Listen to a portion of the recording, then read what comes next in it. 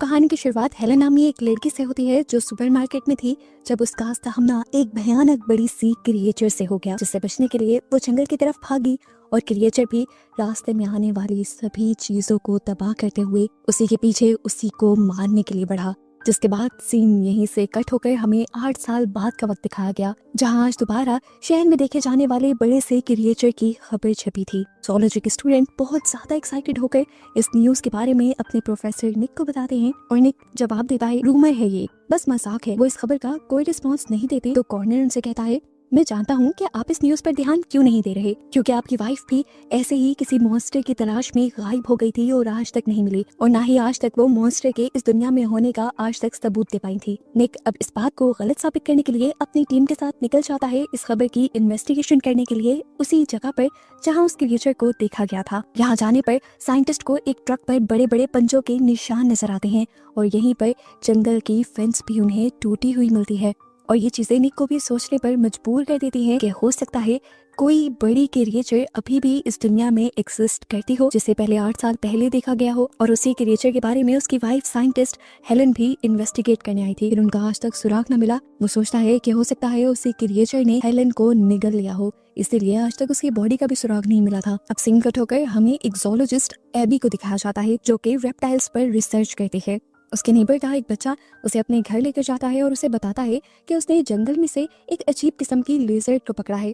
AB उसे देखने के लिए बहुत ज्यादा एक्साइटेड थी और जब इन्होंने जाकर उस लेजर्ड को देखा तो एबी हैरान भी हो गई, क्योंकि ऐसे लेजर्ड उसने आज से पहले कभी नहीं देखी थी। इस लेजर्ड के पास कुछ पंख भी थे। एबी इस लड़के से कहती है, मुझे उस जगह पर लेकर जाओ जहाँ पर तुम्हें जंगल में ये लेजर्ड मिली थी। जब ये लोग जंगल में पहुंचते हैं तो ये देखकर डर जाते हैं कि वहाँ पर एक लूमड़ी का बुरी तरह शिकार करके किसी ने उसे दरख्त से लटका दिया था। इस जगह पर अजीब सा कोहरा फैला हुआ था और यहाँ आते ही एकदम से इस लड़की के हाथ से वो लेजर्ड बाहर निकलकर उड़ने लग जाती है। एबी इस लेजर्ड को पकड़ने के लिए इसका पीछा करने लग जाती है, जबकि बेन यानी वो छोटा बच्चा जो उसके साथ आया था वो यहाँ पर छुपे हुए एक पोर्टल को देखता है और हैरान हो जाता है। इस पोर्टल के अंदर क्या था ये जानने के लिए वो इस पोर्टल के अंदर भी चला गया। इस पोर्टल के दूसरी तरफ एक बहुत ही हसीन दुनिया थी, इस दुनिया से बिल्कुल मुख्तलिफ, और उसी दुनिया में वैसे ही सारे लेजर्ड्स उड़ रही थी जैसी एक लेजर्ड उसके पास भी थी। यहाँ बाहर एबी को अब तेजी से जमीन हिलती हुई महसूस होती है। वो डर जाती है। इससे पहले कि वो कुछ और करती उसे सामने के तालाब में एक बहुत बड़े से क्रिएचर की रिफ्लेक्शन नजर आती है। देखने पर यह क्रिएचर किसी डायनासोर जैसी लग रही थी। दूसरी तरफ अब हमें बेन को दिखाया जाता है जो किसी चीज से बचते हुए भागकर जल्दी से अपने घर आकर अपने रूम में छुप जाता है। उसे एहसास था कि कोई बड़ी सी चीज उसका पीछा कर रही है, और जैसे ही उसने सामने विंडो में देखा तो ये बड़ी सी क्रिएचर डायनासोर जैसी उसका पीछा कर रही थी, और उसे पकड़ने के लिए वो उसकी विंडो तोड़कर भी उस पर हमला करने की कोशिश करती है। अपने आप को बचाने के लिए बेन अपने हाथ में आने वाली हर चीज से उस मॉन्स्टर के ऊपर हमला करता है और आखिर वो मॉन्स्टर उससे दूर भाग ही जाता है। दूसरे सीन में अब हमें जंगल में फंसे एबी को दिखाया गया था जिसके पीछे वही बड़ी सी क्रिएचर पड़ चुकी थी। एबी अभी ये बात नहीं जानती थी कि ये बड़ी सी क्रिएचर उस पोर्टल में से निकली है। वो तो अपनी जान बचाकर भाग रही थी, उसकी दूसरी तरफ से क्रिएचर उस तक करीब पहुंच चुका था। इससे पहले कि वो पैनिक कर जाती, यहाँ पर निक की पूरी टीम आ जाती है जो सुबह से इसी क्रिएचर की रिसर्च में यहाँ आए थे। वो एबी को रिलैक्स रहने को कहते हैं और खुद इस क्रिएचर को देखने लग जाते हैं। ये लोग टॉर्च मारकर उसको देखते हैं और उन्हें पता चलता है कि ये क्रिएचर गुस्से वाली नहीं है। ऐसा जानवर इन्होंने पहले कभी नहीं देखा था। हो सकता था कि ये कोई हाइब्रिड हो, यानी 2 जानवरों की नस्लों से बना एक नया जानवर हो, लेकिन ये काम भी सिर्फ लेबोरेटरी में पॉसिबल था। ये लोग बातें ही कर रहे थे कि क्रिएचर यहाँ से जाने लगा। ये लोग भी क्रिएचर का पीछा करते हैं और देखने को मिलता है कि यहाँ पर एक बहुत ही चमकदार सा पोर्टल खुला हुआ था जिसके अंदर ये क्रिएचर जाने वाला था। इस पोर्टल को देखकर ये सब लोग शॉक रह जाते हैं और निक अपनी फर्दर स्टडीज के लिए और इस पोर्टल की जानकारी लेने के लिए यहाँ पर अपनी एक पूरी टीम को बुला लेता है। ये पोर्टल किसी और दुनिया का भी हो सकता था और किसी और टाइमलाइन का भी हो सकता था। इस पोर्टल को देखते हुए निक को थोड़ी उम्मीद बनी थी कि वो लोग पास्ट या फ्यूचर में ट्रैवल कर सकते हैं, जिस चीज पर वो आजकल रिसर्च कर रहा था। निक को लगता है कि उसकी वाइफ भी ऐसे ही किसी पोर्टल के अंदर गायब हुई होगी, इसीलिए वो पोर्टल के अंदर जाकर चेक करने का फैसला करता है। दूसरी तरफ शहर में हमें वो क्रिएचर दिखाया जाता है जो बेन के पीछे पड़ा था। वो अभी तक अपने शिकार को ढूंढ रहा था और उसे स्मेल करते करते वो उसके स्कूल भी पहुंच जाता है। जैसे ही टीचर की नजर उस पर पड़ती है तो टीचर बहुत ज्यादा डर जाती हैं। सभी बच्चे पैनिक कर जाते हैं। टीचर दरवाजा बंद करके सारा फर्नीचर दरवाजे के आगे लगाने लग जाती हैं, लेकिन ये क्रिएचर बहुत ही पावरफुल था। दरवाजे को तोड़ना और चीजों को साइड पे करना उसके लिए कोई बड़ा मसला नहीं था। इससे पहले कि यहाँ पर कुछ भी बुरा हो जाता, यहाँ पर स्टीवन आकर एक फायर एक्सटिंग्विशर की मदद से उस क्रिएचर को अपनी तरफ अट्रैक्ट करते हुए यहाँ से दूर ले जाता है और बच्चों की जान बचा लेता है। अब जैसे ही ये क्रिएचर स्टीवन के ऊपर ही गुस्से में हमला करता है तो स्टीवन उसके एक ही वार में बेहोश होकर बाहर गिर जाता है। सीन कट होकर हमें जंगल का सीन दिखाया जाता है जहाँ पर निक अब उस पोर्टल के अंदर जाने की तैयारी में है। एबी निक को वो छोटा सा क्रिएचर भी दे देती है जिसे सबसे पहले इन्होंने देखा था। इस पोर्टल के अंदर जाते ही ये जगह उसे दुनिया जैसी ही लगती है, लेकिन इस दुनिया में काफी सुकून था। यहाँ पर जगह जगह ऐसे ही जानवर थे जिनको उसने पहले कभी नहीं देखा था। और जब वो जमीन में देखता है तो उसे बहुत सारे इंसानों के ढांचे मिलते हैं, जिससे वो समझ जाता है कि जो भी इंसान पहले यहाँ आए थे, चाहे वो रिसर्च के लिए या किसी भी काम के लिए, वो अब मर चुके हैं। ये देखकर निक का दिल और बैठ जाता है और वो अपनी वाइफ हेलन को ढूंढने का इस दुनिया में डिसाइड कर लेता है। लेकिन क्योंकि उसके सिक्योरिटी गार्ड को ये मिशन दिया गया था कि वो निक को जिंदा सलामत वापस लेकर आएगा, अगर निक यहाँ से दूर चला जाता तो उसके सिक्योरिटी गार्ड का मिशन पूरा ना हो पाता। इसलिए वो निक को बेहोश कर उसकी असली दुनिया में उसी पोर्टल से वापस ले आता है। जैसे ही ये लोग उस पोर्टल से बाहर निकलते हैं तो पीछे से एकदम से वो पोर्टल भी बंद हो जाता है और एबी नोटिस करती है कि इन दोनों के साथ वो क्रिएचर जो पहले भी इनके पास आ गया था, जिसका नाम इन्होंने रेक्स रखा था, वो भी इन्हीं के साथ वापस इनकी दुनिया में आ चुका था। दूसरी तरफ हमें शहर में दोबारा उसी क्रिएचर को दिखाया जाता है जो बेन के पीछे पड़ा हुआ था। वो अभी भी बेन को ढूंढ रहा था और बेन के घर की तरफ जा रहा था। इस क्रिएचर को और इंसान भी दिख जाते हैं जिनके ऊपर वो हमला करने ही वाला होता है कि यहाँ पे एक और मर्तबा स्टीवन किसी हीरो की तरह अपनी कार से आकर इस बड़ी सी क्रिएचर को हिट कर देता है। लेकिन इससे उसकी कार ही टूटी थी, उस क्रिएचर को कुछ नहीं हुआ था। ये देखते हुए वो जल्दी से अपनी कार से बाहर निकला और गन से इस क्रिएचर को शूट करते हुए उसने मार डाला। और सीन यहीं से कट होकर अगली सुबह हमें एबी को उसके घर पर दिखाया गया, जहां एबी से मिलने के लिए एबी का दोस्त और प्रोफेसर निक का असिस्टेंट कॉर्नर आया। वो एबी को खुशखबरी देता है कि फाइनली साइंटिस्ट ने इस क्रिएचर की दुनिया में होने की खबर को कंफर्म कर दिया है। वो बहुत ज्यादा एक्साइटेड था।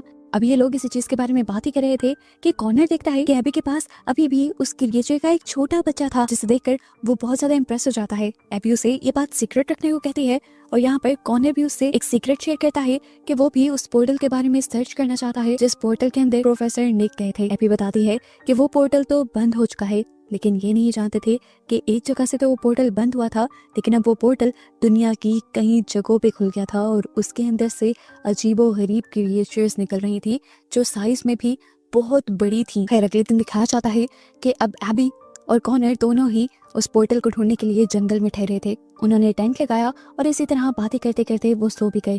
एकदम से किसी अजीब से शोर से एबी की आंख खुली। उसने देखा कि वहां पर वही क्रिएचर था, जिसे देखते ही वो डर गई। उसने जाकर कॉर्नर को जगाया और इन दोनों ने यहाँ से भागने का फैसला किया। लेकिन तभी एबी ने नोटिस किया कि ये क्रिएचर पहले जैसे क्रिएचर की तरह बिहेव नहीं कर रहा और एकदम से गिर भी गया है।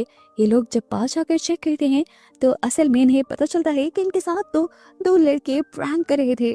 ये वो क्रिएचर था ही नहीं, बल्कि वो तो एक डायनासोर वाले टॉय को एक स्टिक से लगाकर उनको डराने की कोशिश कर रहे थे। सीन कट होकर अब हमें एक सबवे स्टेशन का सीन दिखाया जाता है, जहाँ पर एक आदमी सबवे टनल्स के अंदर स्प्रे कर रहा था और तभी उसका सामना हो जाता है एक बहुत बड़े स्पाइडर से। इतना बड़ा स्पाइडर उसने आज से पहले कभी नहीं देखा था। इससे पहले कि वो उससे बच पाता, वो स्पाइडर उसकी नेक के अंदर स्टंग कर देता है, यानी उसकी गर्दन में काट लेता है। सीन्स दोबारा कॉर्नर और एबी की तरफ शिफ्ट होते हैं, जहां इन दोनों को अब प्रोफेसर निक ने पकड़ लिया था। प्रोफेसर निक इन दोनों को बहुत ज्यादा डांटते हैं क्योंकि इस तरह जंगल में आकर इन दोनों ने सिर्फ अपनी जान को ही खतरे में डाला था।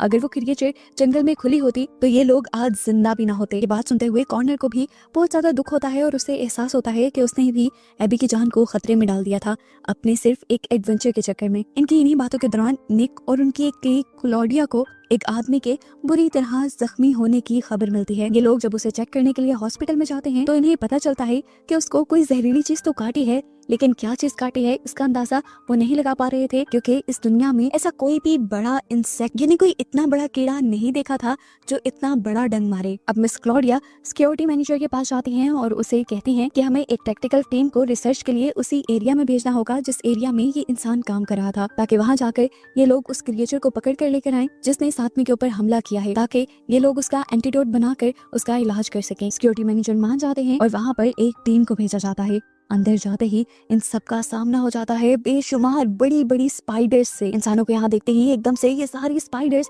इंसानों के ऊपर जंप करके उनके ऊपर हमला करने की कोशिश करने लग जाते हैं। अपनी जान बचाने के लिए इन सभी को उस टनल से बाहर आना पड़ता है और बाहर आकर निक की टीम निक को बताती है कि अंदर इतने बड़े बड़े स्पाइडर्स हैं जिनको आज से पहले कभी देखा ही नहीं गया। अब इन्हें सस्पेंस भी होने लगा था कि आखिर ये क्रिएचर, ये मॉन्स्टर्स आ कहाँ से रहे हैं। अब प्रोफेसर निक भी खुद ही उसी टनल में जाने की तैयारी करने लग जाते हैं, क्योंकि वो खुद भी देखना चाहते थे कि आखिर वो क्रिएचर्स हैं कैसे। पहले वाली टीम ये तो पता चला कर आ चुकी थी कि ये सारे क्रिएचर्स लाइट से डरती हैं, इसीलिए इस मर्तबा ये लाइट्स लेकर गए थे। अपनी लाइट्स के जरिए ये लोग इन स्पाइडर्स को अपने से दूर रखने में कामयाब भी हो जाते हैं और निक इन सबको देख भी लेता है। इस टनल के अंदर इन स्पाइडर्स की तादाद बहुत ज्यादा थी। यहीं पर सर्च करते करते एबी को अब वैसा ही पोर्टल दिख जाता है जैसा पोर्टल उसने जंगल में देखा था, और ये लोग समझ जाते हैं कि ये स्पाइडर्स भी इसी पोर्टल में से निकल कर आ रही थी।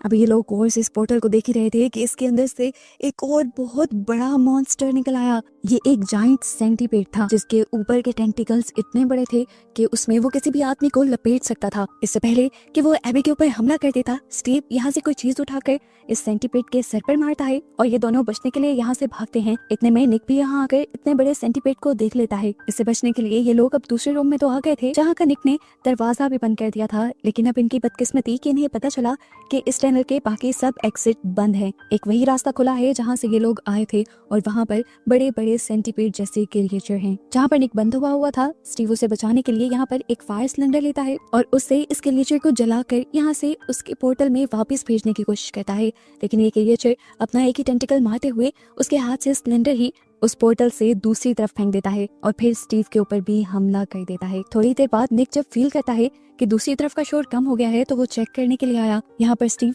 मरने की हालत में था। निक उसे रेस्क्यू करना चाह रहा था जब उसने निक को बताया कि उस क्रिएचर के काटते ही मुझे यहाँ पर एक विजन दिखा था, जैसे उस पोर्टल से किसी औरत ने आकर बताया हो कि पोर्टल की दूसरी तरफ हेवन यानी जन्नत है और वहाँ पर हेलन जो कि निक की वाइफ है वो निक का इंतजार कर रही है। खैर निक जल्दी से स्टीव को हॉस्पिटल लाने में कामयाब हो जाता है, लेकिन स्टीव की हालत इस वक्त तक काफी बिगड़ चुकी थी। क्लोडिया जो कि निक की क्लीग थी वो निक को बताती है कि हमें इसका इलाज करने के लिए उसी क्रिएचर का पॉइजन चाहिए होगा जिस क्रिएचर ने इसे काटा है। उस पॉइजन से हम उसी पॉइजन का एंटीडोट बनाएंगे और फिर उसे ठीक कर सकेंगे। स्टीव के पास वक्त भी बहुत कम था और ये चैलेंज भी बहुत बड़ा था, लेकिन निक हिम्मत दिखाता है और ये फैसला करता है कि वो खुद जाकर उस सेंटीपेड का पॉइजन लेके आएगा और स्टीव के लिए एंटीडोट बनाएगा। ये लोग दोबारा उसी टनल में जाते हैं और इनकी किस्मत अच्छी थी कि इन्हें सेंटीपेड उसी टनल में मिल जाता है। वो एक दीवार के अंदर बने होल के अंदर छुपा बैठा था। निक भी इसी होल के अंदर जाने वाला था, हालांकि वो जानता भी था कि इस तरह करने पर उसकी अपनी जान को खतरा हो सकता है, ये क्रिएचर उसे भी मार सकता है। ये लोग जब उस होल से निकलकर दूसरी तरफ गए तो इन्हें पता चला कि दूसरी तरफ एक बिल्डिंग थी जो अंडर कंस्ट्रक्ट थी। यहाँ पर जाकर निक बहुत ही बहादुरी से इस सेंटीपेड के आगे खड़ा हो जाता है, क्योंकि वो जानता था कि सेंटीपेड उसे देखकर जरूर उसे स्टंग करेगा, यानी उसे डंग मारेगा। इस टाइम उसने अपनी जैकेट के अंदर ही कुछ कंटेनर्स लगाए हुए थे और जब सेंटीपेड उसे डंग मारता है तो उसका सारा पॉइजन निक की जैकेट के अंदर इकट्ठा हो जाता है। इनका मिशन पूरा होते ही निक को छुड़वाने के लिए दूसरी तरफ से रायन इस सेंटीपेड के ऊपर गोलियों से हमला करता है और जैसे ही ये सेंटीपेड तड़प कर साइड पे हुआ तो वो एक मेन स्विच से जा लगा, जहाँ पर स्पार्किंग होते ही उससे हाई वोल्टेज करंट लगा और आखिर वो मर गया और ये लोग पॉइजन लेकर वापिस आ गए। जल्दी से पॉइजन से एंटीडोट बनाया गया और उससे स्टीवन का इलाज किया गया। आखिर स्टीवन होश में भी आ गया, लेकिन अभी भी निक का सारा ध्यान स्टीवन की उन बातों पे था जो उसने जख्मी हालत में की थी। निक सोच में पड़ गया था कि क्या उस टाइम स्टीवन हेलुसिनेट कर रहा था या सच में पोर्टल से निकलकर उसे हेलन दिखी थी। वो अभी भी इसी कश्मकश में था कि क्या उसे अपनी वाइफ हेलन को ढूंढने के लिए उस पोर्टल के अंदर जाना भी चाहिए या नहीं। अब सीन कट होकर इस सीन से बिल्कुल डिफरेंट सीन दिखाया जाता है। यहाँ पर हम एक कपल को देखते हैं जो अपनी स्विमिंग ट्रेनिंग कर रहे थे। इसी स्विमिंग पूल के अंदर से अचानक एक मगरमच्छ निकलता है जो ऊपर से जंप करते हुए लड़के को ही हवा में निगल लेता है और ये देखते हुए उसकी पार्टनर एकदम से शॉक में रह जाती है। यहाँ पर वो मगरमच्छ उस लड़की के ऊपर भी हमला करने की कोशिश करता है, लेकिन वो लड़की बच जाती है। इन्वेस्टिगेशन के लिए जब टीम यहाँ पर आती है तो उन्हें लगता है कि डियानी के पार्टनर की मौत के पीछे डियानी खुद है, क्योंकि इस फैसिलिटी के अंदर कोई भी किसी भी किस्म का जानवर होना नामुमकिन था। जबकि डियानी ने सबको यकीन दिलवाने की कोशिश की कि यहाँ पर एक बहुत बड़ा सा मगरमच्छ आ गया था जिसने उसके पार्टनर को खाया था। अब ये खबर सुनकर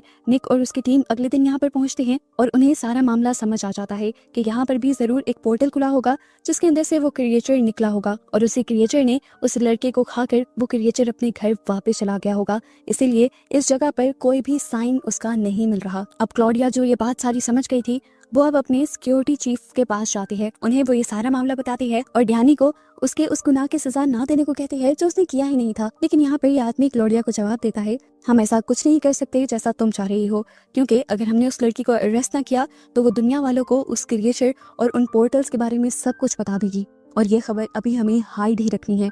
अगले दिन निक और उसकी टीम को पता चलता है कि वही पोर्टल अब एक दूसरे शहर की लेक के अंदर देखा गया था और उसी लेक के अंदर उन बड़े बड़े मगरमच्छों को भी इस मर्तबा देखा गया था, जिससे निक और उसकी टीम को ये बात पता चल जाती है कि वो पोर्टल एक जगह से दूसरी जगह मूव कर रहे हैं। अब निक अपनी टीम के साथ उसी जगह में उसी लेक के अंदर उतरने का फैसला करता है जहाँ पर इस मर्तबा वो पोर्टल खुला था। ये लोग अभी इस पोर्टल को इस जगह को सर्च ही कर रहे थे कि एबी ने नोटिस किया कि वहाँ से निकलने वाली क्रिएचर अब एबी के इर्द गिर्द घूम रही थी। एबी कुछ देर के लिए तो स्टिल खड़ी रही और जब उसे लगा कि अब उसकी जान को खतरा है तो उसने फौरन से कॉर्नर को आवाज दी।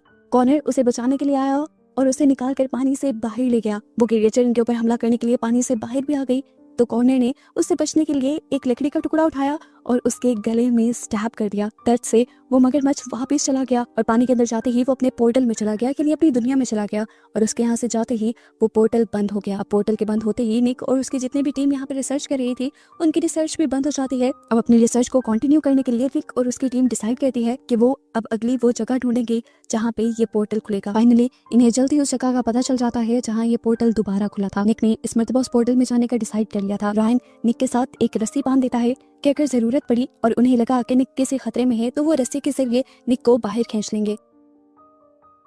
इस पोर्टल के अंदर जाकर पानी से बाहर निकलकर निक देखता है कि वो एक नई ही दुनिया में पहुंच गया था जहाँ पर अब बहुत बड़े बड़े बर्ड्स से उसका सामना हो जाता है और फाइनली उसकी तलाश खत्म भी हो जाती है। उसे यहाँ पर अपनी वाइफ हेलन मिल भी जाती है। वो हेलन को देखकर इतना खुश था कि उसे बताना भी नहीं आ रहा था। वो हेलन से कहता है, चलो प्लीज अपनी दुनिया में वापस चलो, तुम्हें एक मौका मिला है अपनी दुनिया में वापस आने का। लेकिन हेलन वहाँ जाने से मना कर देती है और कहती है कि मैं नहीं चाहती कि दुनिया के लोगों को इन पोर्टल्स के बारे में पता चले और दुनिया वाले अपने आप को दुनिया के मसलों से बचाने के लिए इस दुनिया को भी आकर खराब कर दें, इसीलिए मैं यहाँ से कहीं नहीं जाने वाली। लेकिन वो यहाँ निक से कहती है कि तुम मेरे साथ रह सकते हो, यहाँ पर ये दुनिया बहुत अच्छी है। हेलन उससे वादा कहती है कि मैं तुम्हें यहाँ पर हर वो चीज दिखाऊंगी जिसे मैंने यहाँ पर डिस्कवर किया है। लेकिन निक उसे मना कर देता है। वो कहता है कि उस दुनिया में मैंने जो कुछ भी बनाया था वो तुम्हारे लिए बनाया था, तुम्हारे साथ रहने के लिए बनाया था और अब मैं उन चीजों को नहीं छोड़ना चाहता। तो इस टाइम हेलन उससे कहती है, ठीक है तो तुम अपनी टाइमलाइन में वापस चले जाओ, मुझे तुम्हारे साथ नहीं जाना।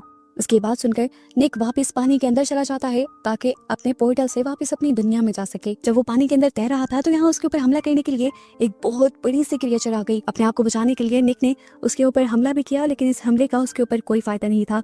और जब वो क्रिएचर निक के बहुत करीब आई उसे खाने के लिए तो यहाँ निक की किस्मत चल गई, क्योंकि दूसरी तरफ से आने वाली उससे भी बड़ी क्रिएचर ने आकर इस क्रिएचर को पकड़ लिया और निक की जान बच गई। अब क्योंकि दुनिया में बाहर रस्सी के अंदर काफी हिलजुल महसूस हो रही थी तो स्टीवन और कॉर्नर समझ गए कि अंदर कुछ खतरा है, इसलिए वो जल्दी से अपने प्रोफेसर निक को बाहर खींच लेते हैं। निक जब बाहर आया तो उसकी सांस भी नहीं चल रही थी। जल्दी से सीपीआर देकर ये लोग निक की जान बचाते हैं। कुछ देर बाद जब निक को होश आता है तो निक देखता है कि उसकी वाइफ को अरेस्ट कर लिया था उसे टाइमलाइन के अंदर जाकर, क्योंकि हेलन यानी निक की वाइफ से अब उन्हीं पोर्टल्स के बारे में इन्वेस्टिगेशन होनी थी जो आए दिन इस दुनिया में खुल रहे थे। आखिर ये पोर्टल क्या किसी दूसरी दुनिया के थे या दूसरी टाइमलाइन के, ये सब कुछ साइंटिस्ट को जानना था। पहले तो हेलन कुछ भी बताने को तैयार नहीं थी, लेकिन जब उसने देखा कि फैसिलिटी वाले उसे इस तरह कैद कर लेंगे तो वो उनके साथ कुछ डील करती है कि अगर वो उन्हें कुछ इन्फॉर्मेशन दे देगी तो ये लोग उसे आजाद छोड़ देंगे। पहले तो कोई भी उसकी बात मानने को तैयार नहीं था, लेकिन निक के कहने पर सबने हेलन की बात मान ली। हेलन इनको इन पोर्टल्स के बारे में ज्यादा को तो कुछ नहीं बताती, लेकिन ये बता देती है कि अगला पोर्टल कहाँ खुलने वाला है। अभी भी किसी को हेलन पे एतबार नहीं था, सबको लग रहा था कि हेलन झूठ बोल रही होगी, लेकिन निक को हेलन पर एतबार था। वो अपनी टीम को लेकर हेलन के साथ उस जगह पर पहुंच जाता है। हेलन लंदन की एक लैब में एक फ्रीजर के पास जाती है और कहती है कि यहाँ से अगला पोर्टल खुलेगा। क्लोडिया यहाँ की मैग्नेटिक फील्ड को देखती है। यहाँ पर कुछ ऐसा डिफरेंट महसूस नहीं हो रहा था, लेकिन जैसे ही ये लोग फ्रीजर खोलते हैं तो सच में अंदर एक नया पोर्टल था। बिना कोई बात किए जल्दी से हेलन इस पोर्टल के अंदर चली जाती है और ये देखते हुए रायन और स्टीवन भी उसी के पीछे पोर्टल के अंदर जाते हैं और देखते हैं कि इस जगह बहुत सारे और भी पोर्टल्स थे। बाहर सब लोग कंफ्यूज खड़े थे कि अंदर क्या हो रहा है और इन पोर्टल्स का क्या मतलब है। अभी ये लोग बात ही कर रहे थे कि इन्हें पोर्टल्स में से कुछ हलचल महसूस हुई। सोल्जर्स जल्दी से किसी भी खतरनाक क्रिएचर को मारने के लिए तैयार हो गए जो पहले भी इन्हीं पोर्टल्स में से निकल रही थी।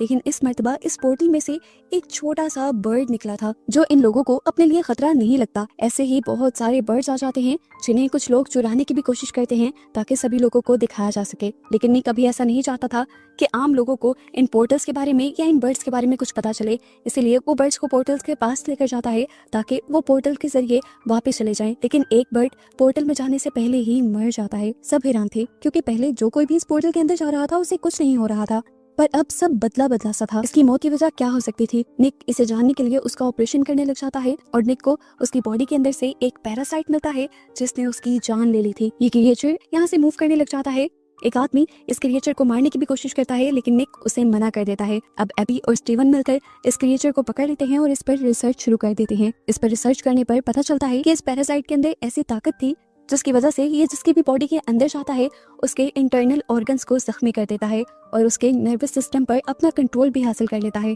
सीन कट होकर हमें टॉम नाम के एक लड़के को दिखाया जाता है जिसके हाथ वो बर्ड लग गया था जो उस पोर्टल से निकला था। वो इस बर्ड को लेकर अपने घर आ गया और उसने इस बर्ड के बारे में सर्च करना शुरू किया। उसे पता चला कि इस बर्ड का नाम डोडो है, लेकिन डोडो साइज पे काफी छोटे होते हैं और ये डोडो तो काफी बड़ा था। अभी वो रिसर्च कर रहा था कि एकदम से इसी डोडो ने आकर उस लड़के के हाथ पर हमला कर दिया और उसके हमला करते ही टॉम की हालत बहुत ज्यादा बिगड़ने लगी। उसका जिस्म अब नीला पड़ने लगा था। वो जल्दी से अपनी जान बचाने के लिए खुद ही हॉस्पिटल जाता है और हॉस्पिटल में वो फील करता है कि कोई चीज उसकी गर्दन के अंदर चल रही थी।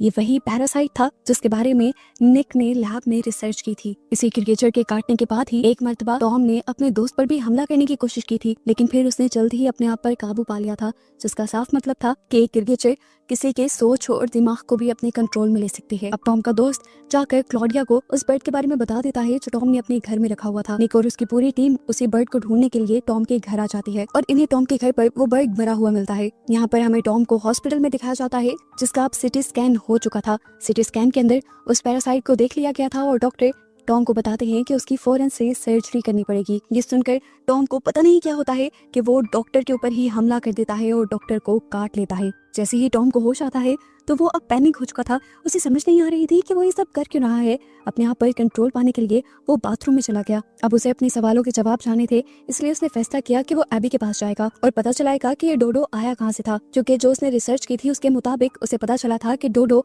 आज से कई हजार सालों पहले एक्सटेंट हो चुके थे, इस दुनिया से खत्म हो चुके थे। एबी यहाँ पर टॉम से कुछ नहीं छुपाती और उसे उस फ्रीजर के पास लेकर जाती है जिसके अंदर से वो पोर्टल खुला था, लेकिन अब फ्रीजर के अंदर वो पोर्टल नहीं रहा था। तो टॉम को लगता है कि एबी उसके साथ झूठ बोल रही है। इसी तरह अब टॉम को गुस्सा आ जाता है और वो एबी के ऊपर भी हमला करने के लिए उसके करीब जाने की कोशिश करता है। तो एबी ये चीज भांप लेती है और उससे पहले ही उसके ऊपर एक शेल्फ गिरा देती है। अपनी जान बचाने के लिए एबी तो यहाँ से भाग गई थी, लेकिन अब एबी को पकड़ने के लिए टॉम खिड़की से जंप कर देता है और उसे बाइट करने ही वाला होता है कि यहाँ पर बहुत सारे सोल्जर्स आ जाते हैं। इससे पहले कि ये सोल्जर्स टॉम को मार देते, यहाँ पर कॉर्नर सबको बताता है कि टॉम उन्हीं का क्लास फेलो है। वो टॉम से बड़े ही आराम से एबी को छोड़ देने को कहता है और खुद उससे बात करने का फैसला करता है।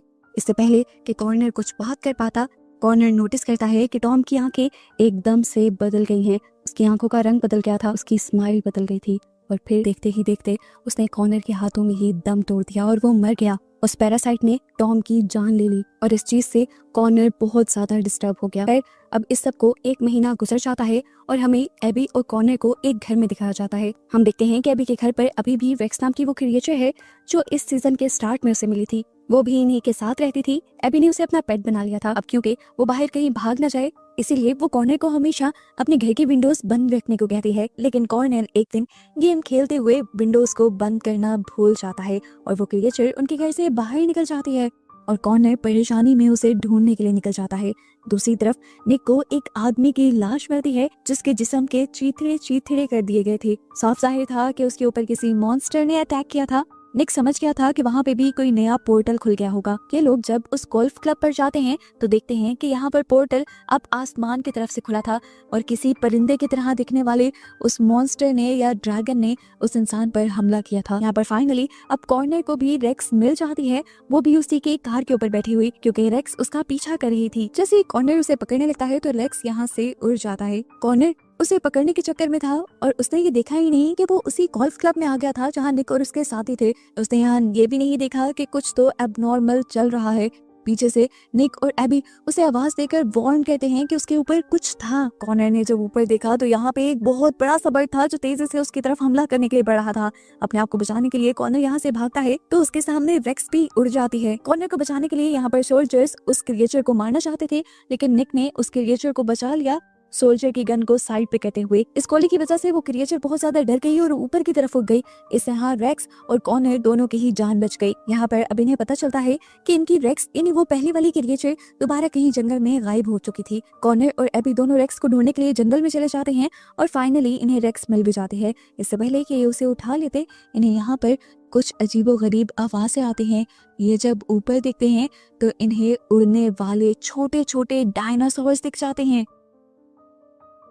ये इतने ज्यादा थे कि इनसे बचा भी नहीं जा सकता था। अक्लमंदी दिखाते हुए एबी कॉर्नर को लेकर नीचे बैठ जाती है और अपना सर भी झुका लेती है और यहाँ पर सारे डायनासोर्स इनके ऊपर से गुजर जाते हैं और आखिर इन लोगों की जान बच जाती है। जिसके बाद ये लोग रेक्स को लेकर अपने घर आ जाते हैं। यहाँ पर क्लॉडिया अब निक को कॉल करती है और उसे बताती है कि उनकी कॉलेज की बिल्डिंग के ऊपर अब वो बड़ी सी क्रिएचर, वो उड़ने वाला डायनासोर आ चुका था, जिसे पकड़ने के लिए जल्द ही निक की पूरी टीम कॉलेज के पास आ जाती है। लेकिन इसे पकड़ना इतना भी आसान नहीं था। वो यहाँ से उड़ रहा था, भाग रहा था। उसे पकड़ने और अपनी तरफ अट्रैक्ट करने के लिए निक अपनी रेड कलर की जैकेट एक स्टिक से बांधकर उसे ऊपर की तरफ लटका देता है ताकि डायनासोर को वो अपना शिकार लगे। जैसे ही वो डायनासोर उसी कपड़े के ऊपर अटैक करने के लिए आती है तो निक उस कपड़े को नीचे कर देता है और डायनासोर नीचे आकर गिर जाती है और जोर से जमीन पर गिरने की वजह से वो बेहोश हो जाती है। क्लॉडिया अच्छी तरीके से इस क्रिएचर को देखती है और इसको देखते हुए वो बताती है कि ये क्रिएचर जिस भी टाइमलाइन या दुनिया से आई है उस टाइमलाइन में इंसान नहीं हो सकते, क्योंकि ये क्रिएचर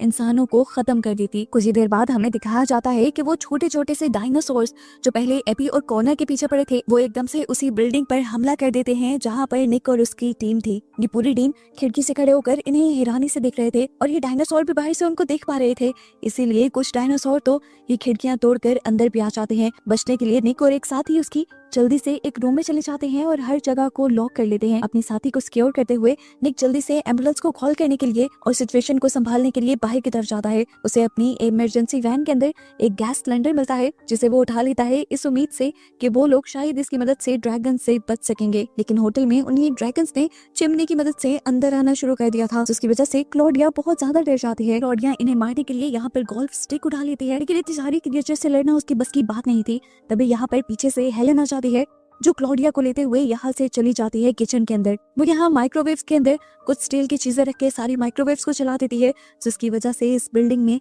एक बहुत बड़ा धमाका होता है और ये सारी क्रिएचर्स जलकर मारी जाती हैं। आखिर हेलन ने क्लॉडिया की जान भी बचा ली थी और वो खुद भी बच गई थी, लेकिन क्योंकि हेलन को अच्छा मौका मिल गया था सिक्योरिटी वालों से बचने का, इसलिए वो क्लॉडिया को बिल्डिंग से बाहर निकालकर खुद यहाँ से भाग जाती है। जबकि क्लॉडिया अभी तक किसी हैरानी परेशानी में थी कि आखिर उसके साथ हो क्या गया है। थोड़ी ही देर में यहाँ पर सोल्जर्स की टीम भी आ जाती है। ये लोग बिल्डिंग को चेक करते हैं और पता चलता है कि यहाँ पे सारी क्रिएचर्स मारी गई थी सिवाय एक बड़ी क्रिएचर के, जिसे भी ये लोग मारने का प्लान करते हैं। पर निक कहता है नहीं, हम इसे इसके घर भेज देंगे। ये लोग दोबारा उसी गोल्फ क्लब में जाते हैं जहाँ पर वो पोर्टल खुला हुआ था, जिस पोर्टल से के सारे डायनासोर इस दुनिया में आए थे। वहाँ पर एक रेड फ्लैग लगाते हुए ये उस डायनासोर को उसके घर की तरफ यानी उसकी पोर्टल की तरफ अट्रैक्ट करते हैं और फाइनली उस डायनासोर के पोर्टल में जाते ही ये पोर्टल यहाँ से बंद हो जाता है। उसके यहाँ से जाते ही और इस पोर्टल के बंद होते ही ये लोग खुशी से जश्न मनाने लग जाते हैं, जैसे इनका कोई बहुत बड़ा मिशन कंप्लीट हो गया हो। अब दोबारा सीन कट होता है और कुछ महीनों का अरसा गुजर जाता है। कुछ महीनों के बाद दोबारा हम कॉर्नर और एबी को देखते हैं। एबी को एक जू से कॉल आती है और उसे पता चलता है कि जू में रहने वाला एक लायन यानी एक शेर अचानक से जू से ही गायब हो गया है। बात तो काफी अजीब थी। एबी और कॉर्नर दोनों ही जू में चले जाते हैं चेक करने के लिए।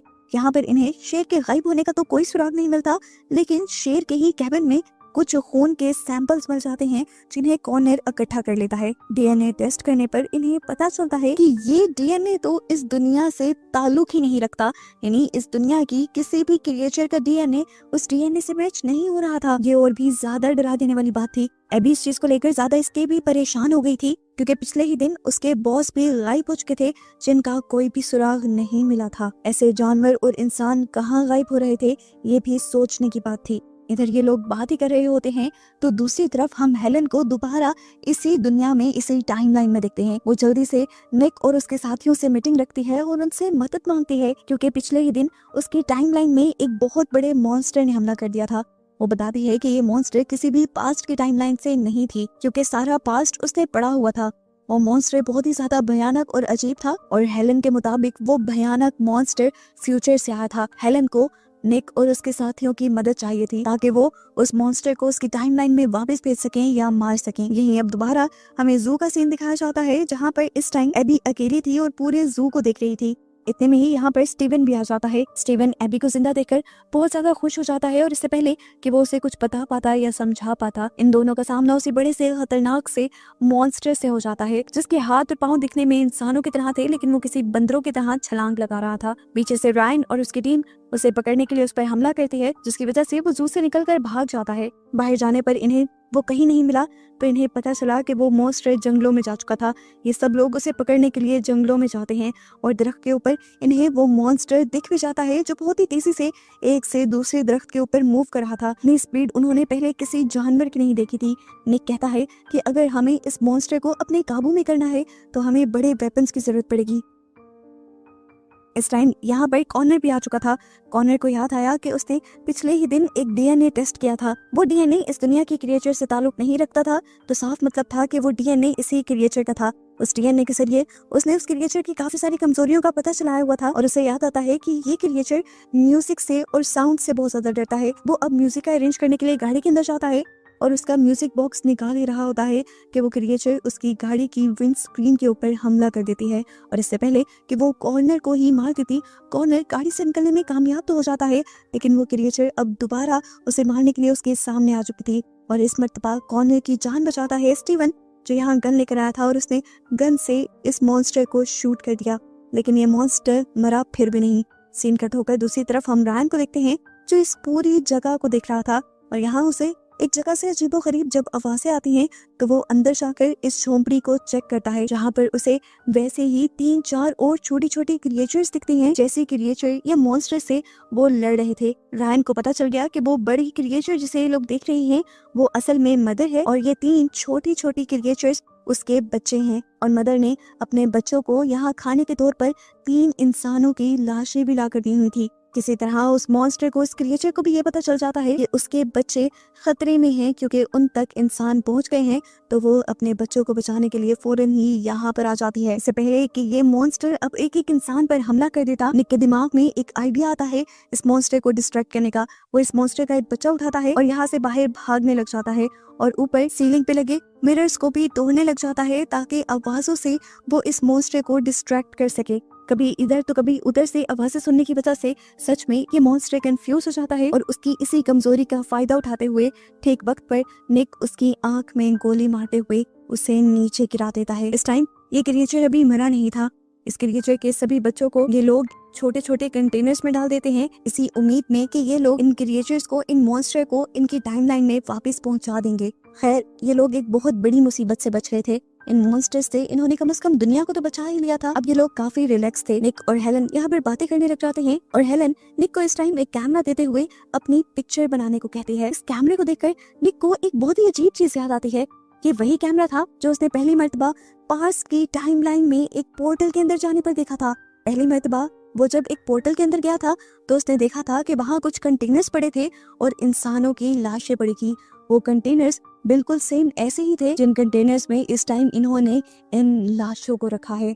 ये देखकर वो समझ गया कि वो जिस टाइमलाइन में गया था वो पास्ट की नहीं बल्कि फ्यूचर की टाइमलाइन थी, और उन बॉक्स के पास जो ढांचे पड़े थे वो भी किसी और के नहीं बल्कि इन्हीं इंसानों के थे, इन्हीं लोगों के थे, निक और उसकी टीम के थे। अभी निक ये सब सोच ही रहा था कि पीछे से दिखाया जाता है कि वो मदर के लिए रायन के ऊपर हमला कर देती है, और देखते ही देखते बाकी लोगों को भी मारना शुरू कर देती है, और निक अपनी आंखों से ये देखता रह जाता है। इतनी ही देर में पोर्टल से कुछ और क्रिएचर्स भी निकलती हैं, जिनमें से एक निक के ऊपर हमला कर देती है। इससे पहले कि निक को कुछ हो जाता, यहाँ पर वो डायनासोर जैसी क्रिएचर आ जाती है जो इस सीजन के बिल्कुल स्टार्ट में दिखाई गई थी।